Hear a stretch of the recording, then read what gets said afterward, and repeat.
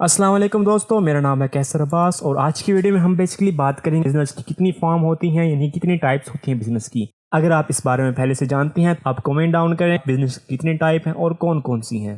अगर आपको इन्फॉर्मेशन नहीं है बिजनेस की टाइप्स के बारे में, बिजनेस की फॉर्म के बारे में, तो हम आपको इस वीडियो में बताएंगे। बेसिकली बिजनेस की तीन फॉर्म होती हैं, यानी कि there are three types of business. First of all sole proprietorship, second पे पार्टनरशिप एंड थर्ड पे कॉर्पोरेशन।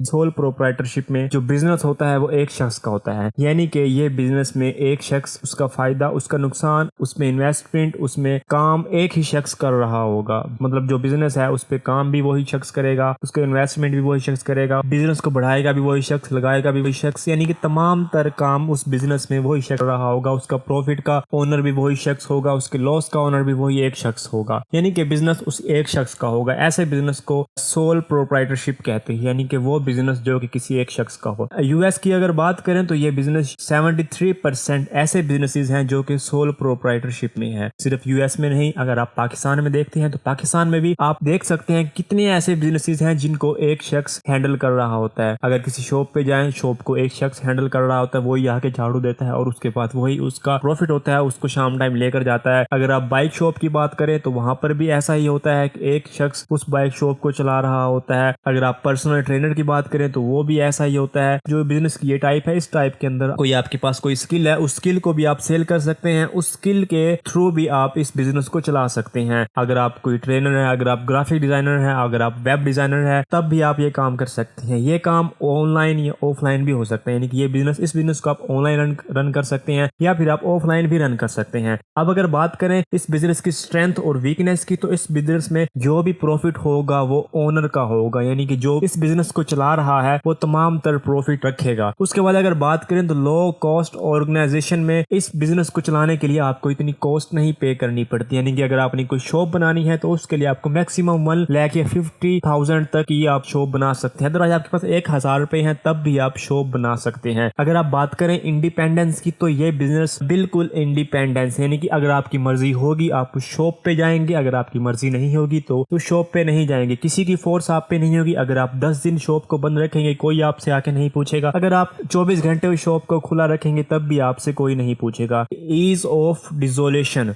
अगर इस बिजनेस को खत्म किया जाता है तो तब भी मतलब कोई से नहीं पूछेगा। मतलब कि इस बिजनेस को खत्म करना बहुत आसान है। अगर आपने शॉप बंद करनी है तो जस्ट जो चीजें हैं वो सेल हो गई, आपने शॉप बंद करनी है, आप शॉप बंद कर सकते हैं आसानी से, कोई आपसे कुछ नहीं पूछेगा। अगर हम बात करें सीक्रेसी, यानी कि आपने कोई बिजनेस स्टार्ट किया है या फिर आपको आपके पास कोई स्किल है, सीक्रेसी का मतलब ये है कि वो जो सिक्योरिटी है, वो जो आपने मतलब जिस स्ट्रेटजी पे आपने वो बिजनेस स्टार्ट किया है, वो बिजनेस बिल्ड किया है और वो बिजनेस ग्रो किया है, वो सीक्रेसी मतलब वो सिक्योरिटी आपके पास रहती है, वो बिजनेस सिक्योर रहता है, उसकी जो स्ट्रेटजी है वो आपके पास ही रहती है, यानी कि उस बिजनेस की जो सीक्रेट्स हैं वो सीक्रेट्स ही रहते हैं, यानी कि किसी और के साथ शेयर नहीं होते। अब अगर बात करें वीकनेस की, तो वीकनेस में अनलिमिटेड लाइबिलिटी की, तो अगर आपका बिजनेस लॉस में जाता है तब आपके घर के एसेट्स भी इस बिजनेस में लग सकते हैं, तो ये इसकी एक वीकनेस है। अगर हम बात करें लिमिटेड फंड रेजिंग पावर की, तो इसमें ये है क्योंकि ये जो बिजनेस है ये सिर्फ 1% के लिए है, इसमें लिमिटेड फंड रेजिंग पावर आपके पास है, यानी कि जो भी फंड रेजिंग होगी वो सिर्फ आपके थ्रू ही होगी, आपको जो फंड मिलेगा सिर्फ वो ही इसके अंदर यूज किया जा सकता है, जो कि इसकी एक वीकनेस है। अगर हम इसकी बात करें थर्ड वीकनेस की, वो है proprietor must be jack of all trades, मतलब इसमें जो भी लॉस फायदा वो तमाम का जो तमाम है वो उस प्रोप्राइटर के सर पे है, उस ओनर के सर पे है जिसने इस ऑर्गेनाइजेशन को बनाया है। अगर थर्ड की बात करें तो वो है difficult to give employ long time career ऊपर, जो ये बिजनेस है, ये इस बिजनेस की सबसे बड़ी जो मिसलीडिंग है, जो इस बिजनेस की सबसे बड़ी वीकनेस है वो ये है कि ये अपने जो यहाँ पर एम्प्लॉय काम करते हैं उनको ये लॉन्ग टाइम कैरियर अपॉर्चुनिटी नहीं दे सकता, क्योंकि आपने अक्सर शॉप्स पे देखा होगा कोई 2 साल 3 साल काम करने के बाद वो उस शॉप को क्विट कर देता है, छोड़ देता है उस शॉप को, क्योंकि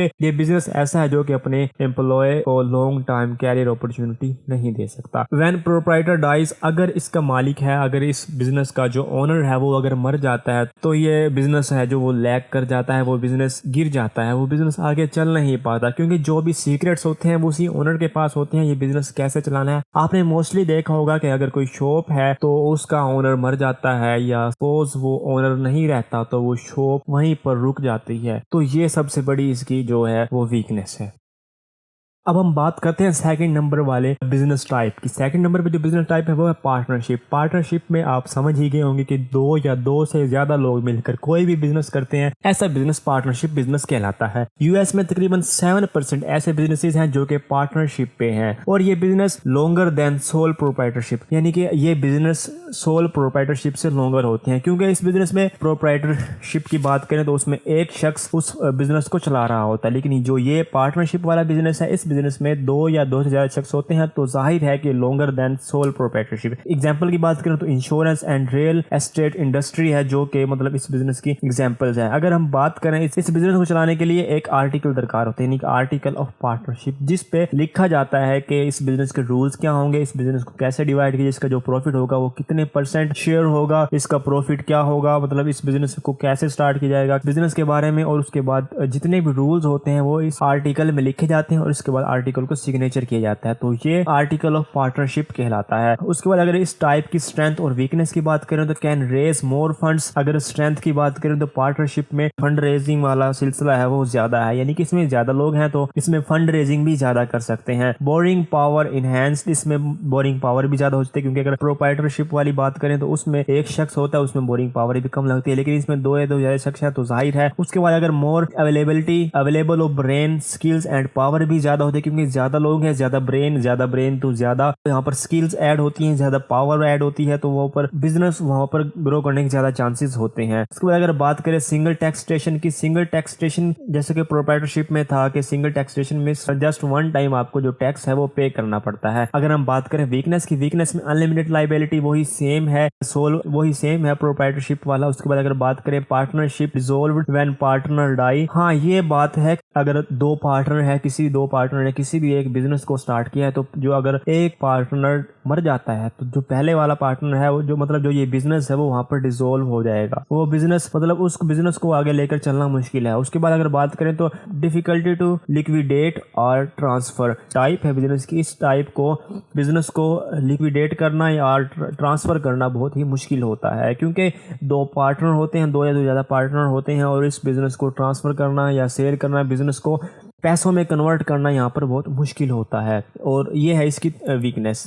जो थर्ड चीज है वो है corporation. Corporation an entity created by law, यानी कि कॉर्पोरेशन है जो लॉज के थ्रू बनाई जाती है। और उसके बाद अगर बात करें तो कॉर्पोरेशन के पास लीगल पावर्स भी होती हैं। सपोज दैट कि अगर मैंने किसी पे केस करवाना है, या किसी ने मेरी, अगर वीडियो की बात करें, किसी ने मेरी वीडियो उठाई, मैंने उस पर कॉपीराइट केस करवाना है तो मैं उस पर करवा सकता हूँ उसके नेम पे। इसी तरह कॉर्पोरेशन है जो इसके पास अपनी लीगल पावर्स होती हैं। कॉर्पोरेशन के किसी शख्स पे कोई केस नहीं हो सकता, कॉर्पोरेशन पे ही केस हो सकता है। अगर एक कॉर्पोरेशन है उसका वो केस किसी शख्स पे भी कर सकती है, दूसरी कॉर्पोरेशन पे भी कर सकती है। एक शख्स किसी कॉर्पोरेशन पे केस कर सकता है, ना कि उसके किसी एम्प्लॉय पे या फिर किसी शख्स पे। अगर कॉर्पोरेशन की बात करें तो ये 90% टोटल बिजनेस रेवेन्यू देती है, यानी कि जो दूसरे बिजनेसेस हैं उनसे ज्यादा रेवेन्यू ये कॉर्पोरेशन देती है। अगर कॉर्पोरेशन वर्क कैसे करती है, तो कॉर्पोरेशन को वर्क करने के लिए, कॉर्पोरेशन को चलाने के लिए, कॉर्पोरेशन की फंड्स के लिए कॉर्पोरेशन के स्टॉक होल्डर्स होते हैं जो कॉर्पोरेशन के स्टॉक को बाय करते हैं। स्टॉक्स मतलब इस कॉर्पोरेशन का एक ओनर नहीं होता, और कॉर्पोरेशन के ओनर्स जाहिर भी नहीं होते, कॉर्पोरेशन का जस्ट नेम जाहिर होता है, इनके जो मालिकान है उनका किसी को पता नहीं होता। यानी कि जो स्टॉक होल्डर्स होते हैं,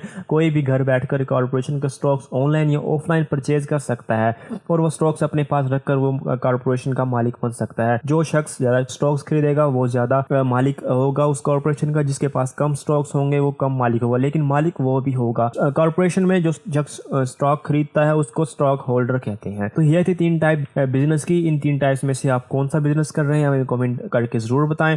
अगर आप पेट्रोल पंप लगाना चाहते हैं या पेट्रोल पंप के बारे में इन्फॉर्मेशन चाहते हैं तो हमारी ये प्लेलिस्ट लाजमी देखें, इसमें आपको तमाम तरह इन्फॉर्मेशन मिलेगी। होप्स हो कि आपको वीडियो पसंद है, वीडियो लाइक करें, चैनल को सब्सक्राइब। मिलते हैं नेक्स्ट वीडियो में। Thanks for watching. Allah Hafiz.